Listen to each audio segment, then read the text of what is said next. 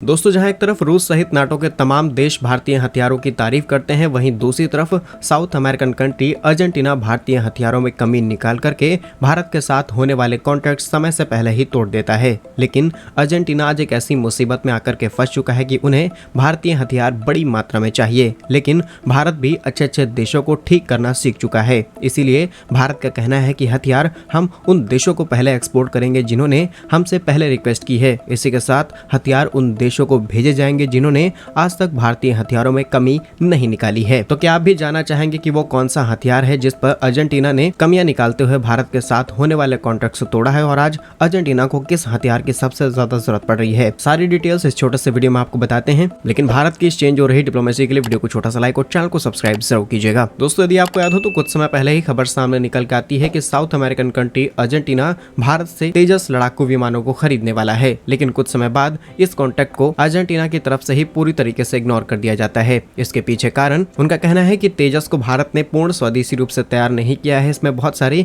विदेशी कंपोनेंट्स का इस्तेमाल किया गया है, कई विदेशी टेक्नोलॉजीज का इस्तेमाल इसमें हुआ है, जिसके चलते अर्जेंटीना को ये चिंता थी कि इन विदेशी तकनीकों के कारण भविष्य में तेजस लड़ाकू विमानों के मरम्मत और रखरखाव में कई दिक्कतें आ सकती हैं, और समय के साथ अगर इन्हें रिपेयर एंड मेंटेन नहीं किया गया तो ये तेजस फाइटर जेट्स अपनी समय सीमा से पहले ही एक्सपायर हो जाएंगे। लेकिन उस पुरानी बात को खत्म करते हुए अर्जेंटीना ने एक और बड़ी डील को भारत के साथ आगे बढ़ाने का प्रस्ताव रखा है, जहां पर रिसेंटली HAL यानी कि हिंदुस्तान एरोनॉटिक्स लिमिटेड, जो कि भारत की सबसे बड़ी डिफेंस पीएसयू मानी जाती है, इसके साथ अर्जेंटीना स्वदेशी रूप से तैयार किए गए प्रचंड लाइट कॉम्बैट हेलीकॉप्टर, जिसे हम LCH के नाम से जानते हैं, और इसी के साथ लाइट यूटिलिटी हेलीकॉप्टर, जिन्हें हम LUH के नाम से जानते हैं, इन्हें खरीदने की तैयारी कर रहा है। अब वैसे तो भारत और अर्जेंटीना के बीच में इसकी शुरुआत साल 2022 में ही की जाती है, लेकिन तब से लेकर के ये प्रोजेक्ट अभी तक पेंडिंग में पड़ा हुआ था। लेकिन अब जिस तरीके से भारत ने नए नए हथियारों, नई नई मिसाइलों को टेस्ट करना शुरू किया है, दुनिया भर में भारत ने हथियार एक्सपोर्ट किए। फिलीपींस को हमने ब्रह्मोस भेजी, और आज भारत के तैयार हुए हथियारों और उनमें लगने वाले कंपोनेंट्स करीब 85 देशों को हम एक्सपोर्ट करते हैं। तो अर्जेंटीना